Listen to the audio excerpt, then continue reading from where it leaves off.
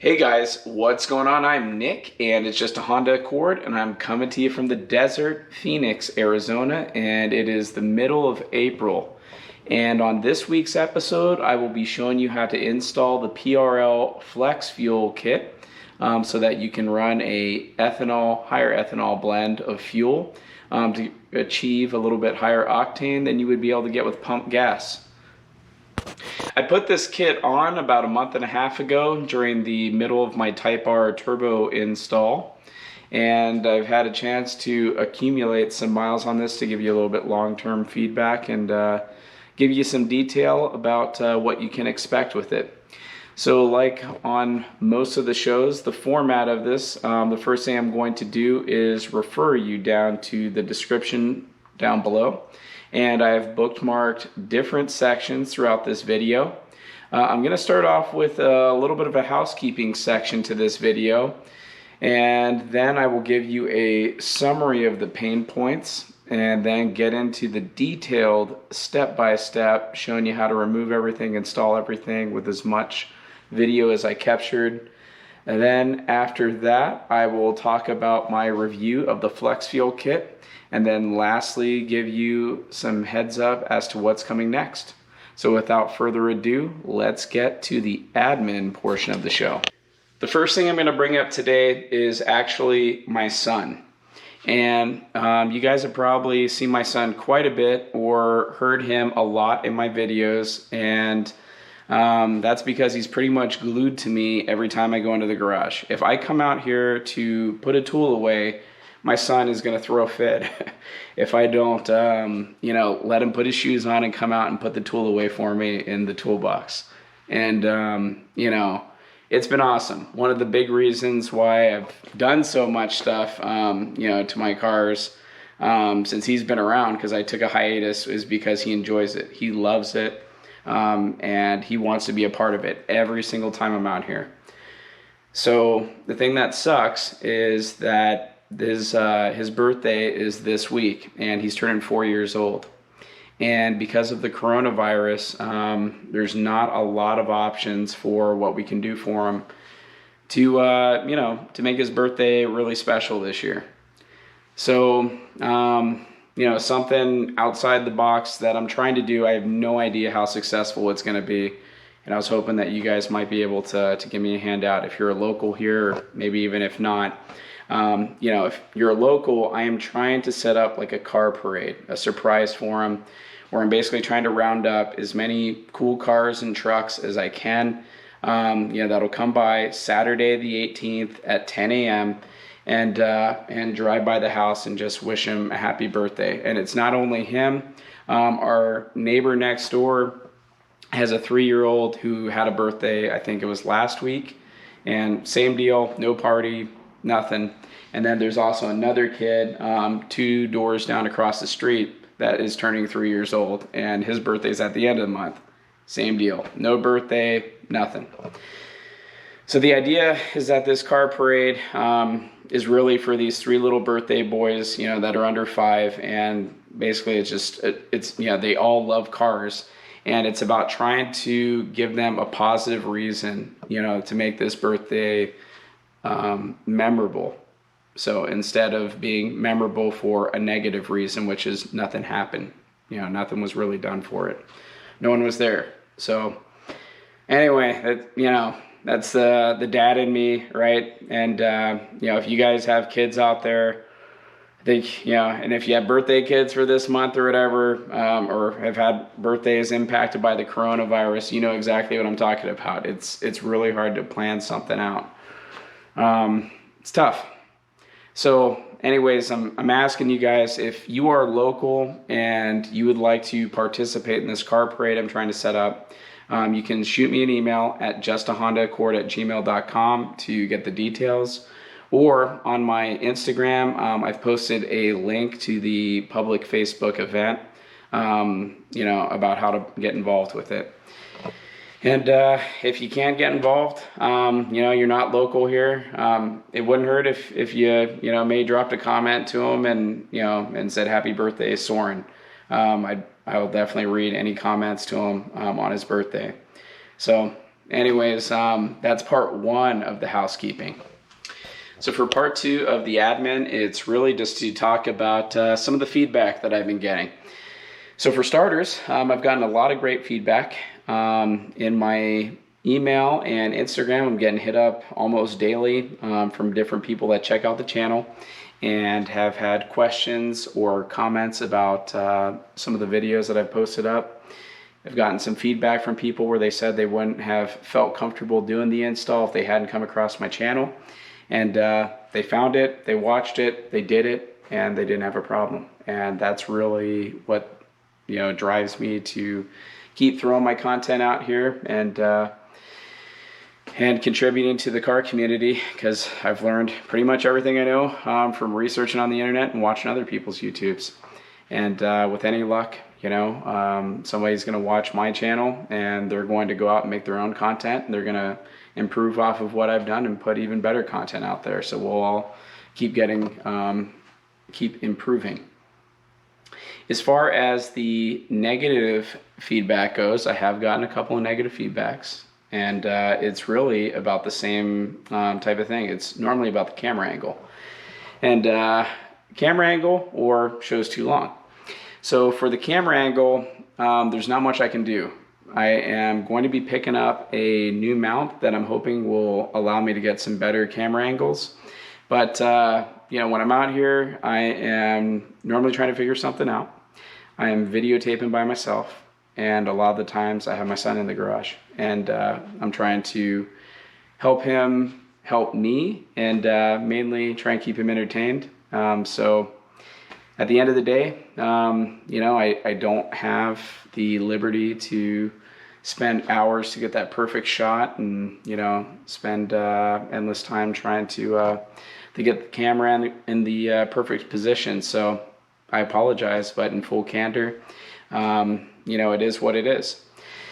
As far as comments about the show being long-winded, that's fair. And I understood that from the very beginning when I started the show, that I wanted to differentiate my channel from other people's channel, and that I wanted to show people the struggle. I think most YouTube channels that'll show do-it-yourselfs, they do the editing, right, where they'll show you the 5-second clip of how they pulled the part out or removed the bolt, but they won't show you the half an hour of struggling or even talk about the struggling. Or a lot of times, if they did struggle, they just won't show the video, and then after they're done, they'll say, hey, here's a synopsis of what I did, and not really talk about the struggle. And I don't think that is really being forthright with people. And it was actually, I was having a conversation with my father-in-law before I started the show. He's got a Dodge Challenger, and he was telling me how irritated he was that he watched a do-it-yourself video where it was like a 15-minute video, and it took him 4 hours. And he had 3 different moments where he didn't think he was gonna be able to do it, that it was a lot more challenging than was described. And and anyway, he felt that the do-it-yourself wasn't very upfront or honest about what you can expect. So anyways, how I'm trying to differentiate myself, I'm willing to show people that I struggle. I'm willing to show people how I access the bolts, what tools I use, all that type of stuff. And I understand that for a lot of people, it is long-winded and you don't want to watch it all. And that's why I've tried to start bookmarking throughout the video, the different sections of it, and break it up into summary, detailed, and so on. But at the end of the day, these videos are going to be longer than most do-it-yourself. And I understand that because I'm making them long, it doesn't necessarily make for the most entertaining video, but I think it does give a very accurate representation of what it's going to take to do the install.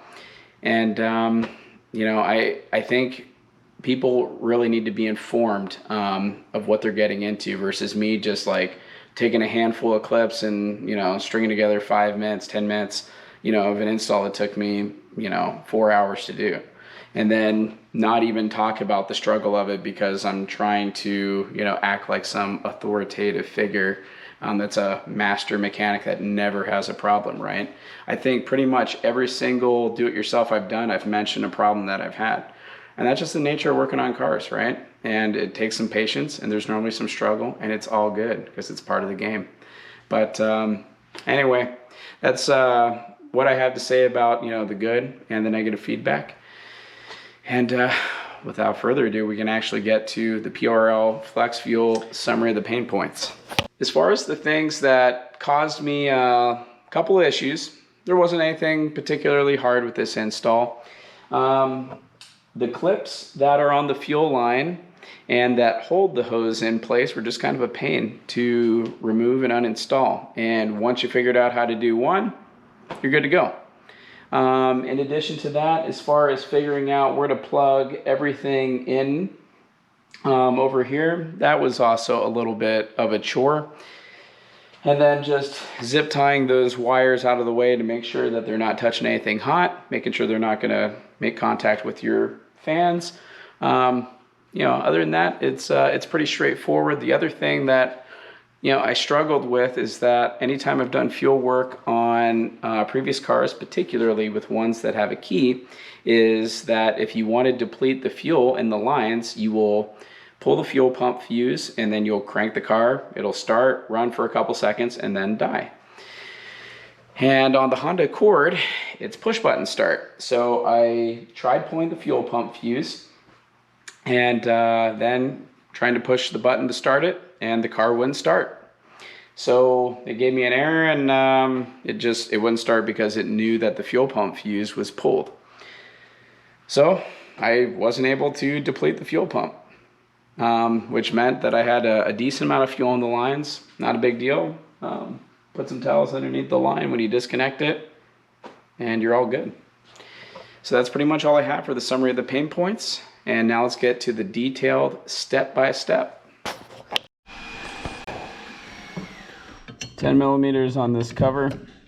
It's got to go.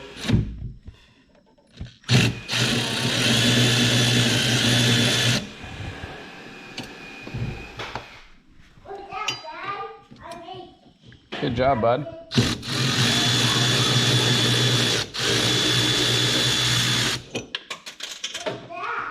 Fumble. All I did was this thing was corkscrewed on, so you just kind of, it was like this. I think, yeah, it was like that. I just pushed up with my fingers and unscrewed it off.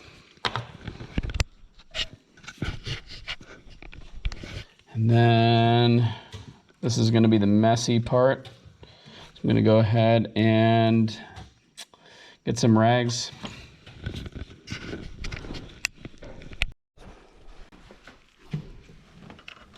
I'm having some fun getting these tabs.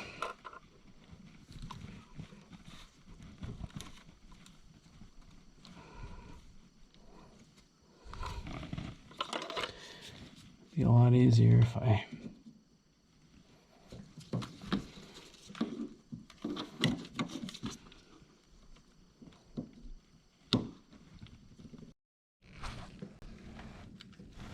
Alright, I'm going to take this clip off, and in case you want to see it a little bit better,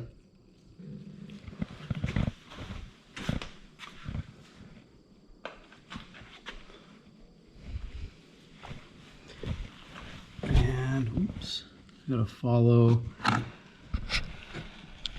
this hose. Let's see here. So it's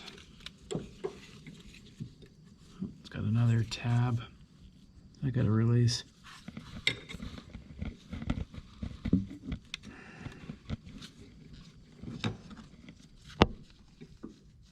It's going to be a pain with this catch can in the way.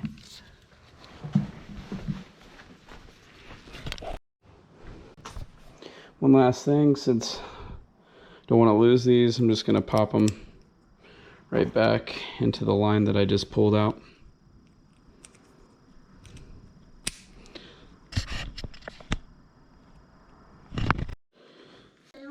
So I gotta take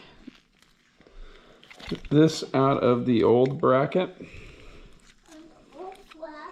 That's right. It's easiest, I guess, if you push the metal insert out and then you can push this whole thing out. Then swap this over to the new PRL bracket.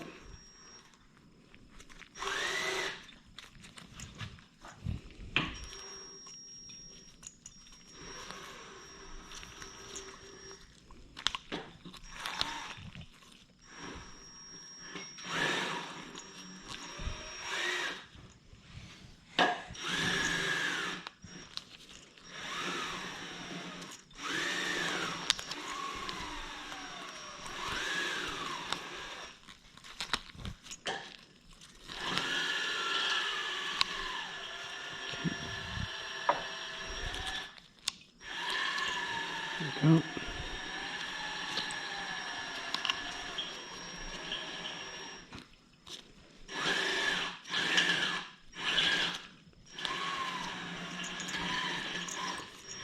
And there we go.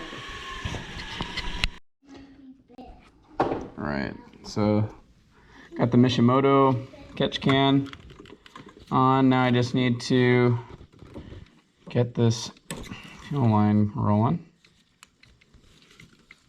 And let's see here. I think we're locked in. Okay, one down. And let's see here. Got. Alright, so I'm going to put the safety back on. There we go.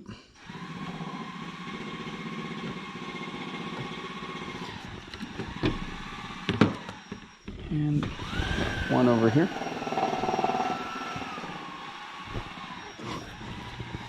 And there we go. Got just a little bit of slack here, and now I'm ready to run wires.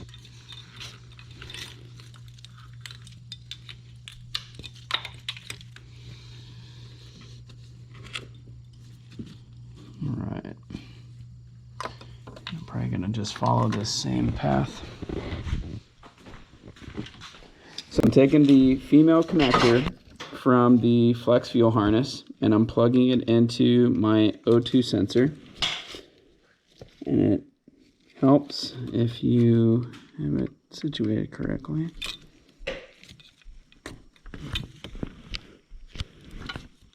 Thought I did. There we go.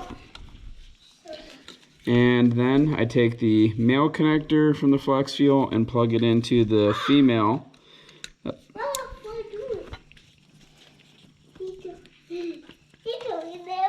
And then I'm going to tidy up these wires. So down underneath, this is the sensor to the coolant. Goes into the radiator. And I need to plug in the Flex Fuel harness, which it's hard to see, but it's got 2 pins.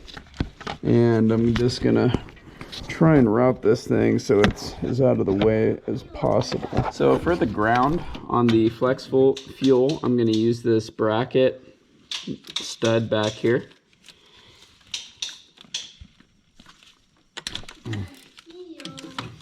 And should be a good spot.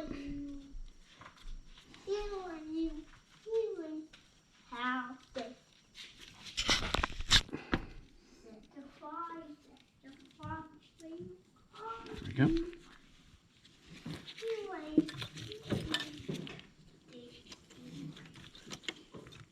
Okay.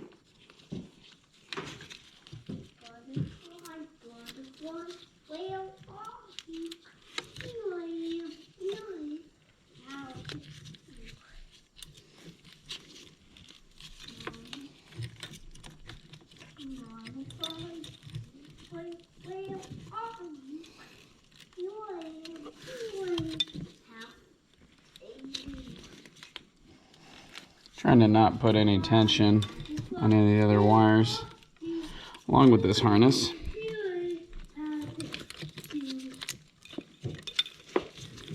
But it's kind of a tough Tough spot. I'm just mounting this ground. Oh, I see.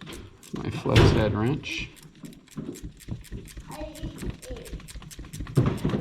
Look.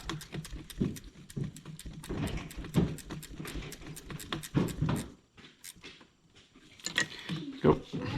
Okay. And now I already have my connector from the flex fuel.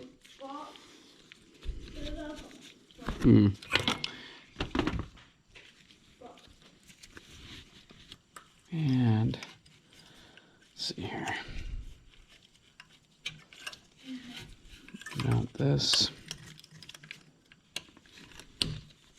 Oh, I know. There we go. So now I have everything plugged in, and now it's just going to be a matter of tidying up wires.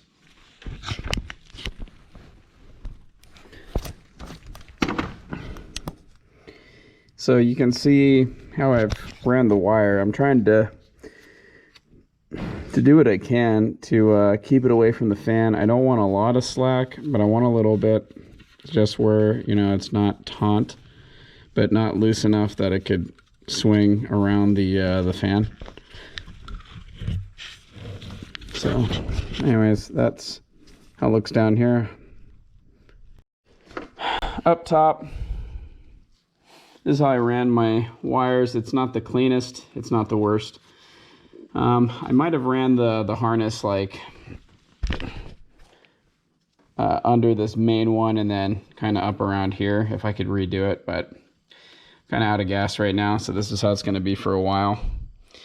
And just another angle, you can see I zip tied my wire to my PRL intake box here, and then on the back side I ran a zip tie here and here, and just kind of dealt with the slack here.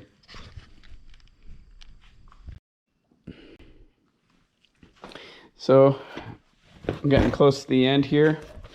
I'm gonna go ahead and just clean out my inlet. It's been sitting for a couple of days. I recommend doing the same thing. Might be dusty, might have a spider in there, you never know.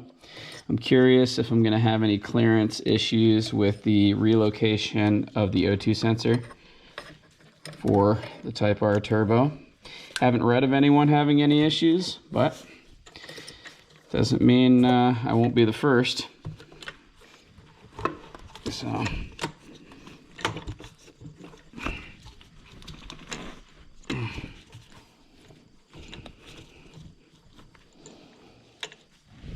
all right, get this thing as tucked in as possible, and then I'll go ahead and torque this one down.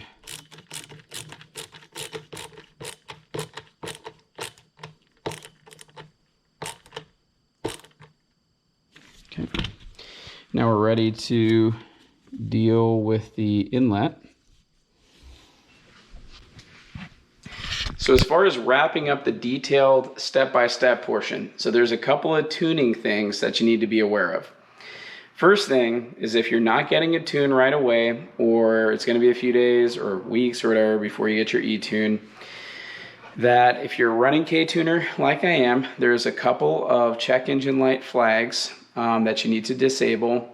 I think it is the engine cooling temperature, check engine light flag, and oxygen sensor flag. And I'll look them up. I'll put them in the description of the video so you know exactly which ones.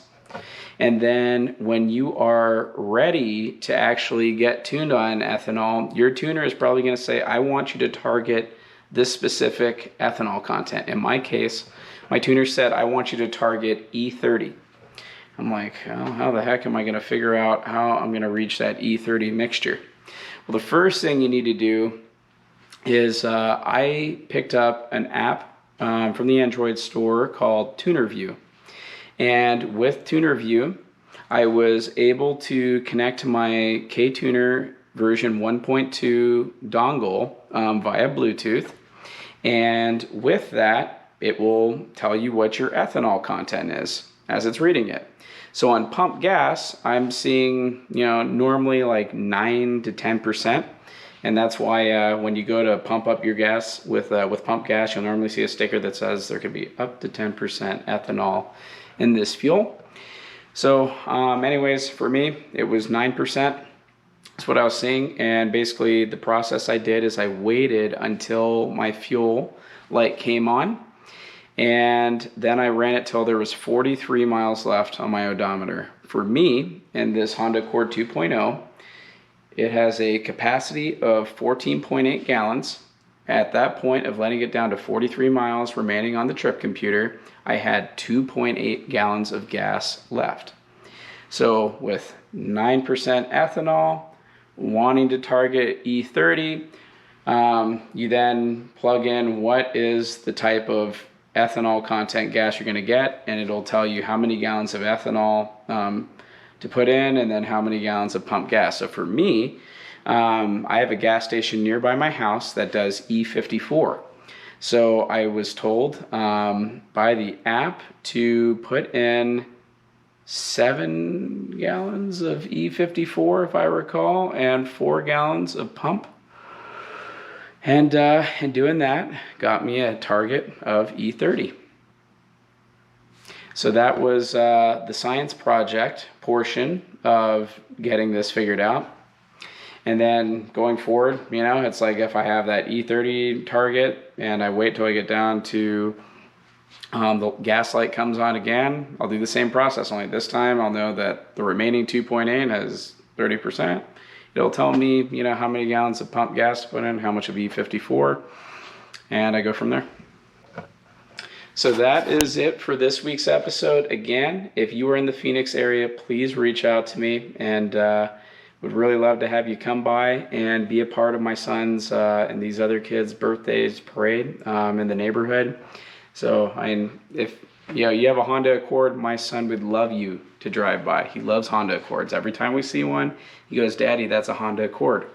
And because he's worked on mine so much. So if you're in the area, you'd like to help make a kid's day, birthday a little bit better than it otherwise would be, definitely reach out to me and I would be extremely grateful. As far as what's coming next, it's going to be more of the backlog before I actually get around to taking some new videos with my new camera mount that I'm hoping will address some of that feedback on getting some better camera angles. If you're not already a subscriber, please hit that subscribe button. And if you could, give me a thumbs up if you liked the video, or a thumbs down if you didn't. And either way, I would like to hear from you to get your feedback on whether you liked the show or didn't. And if there's anything you feel I could be doing better to help you get more value out of the show, would love to hear from you. So that's all I got for this week. Appreciate you guys spending your time with me and checking out what I'm up to. I'll see you next time. Bye.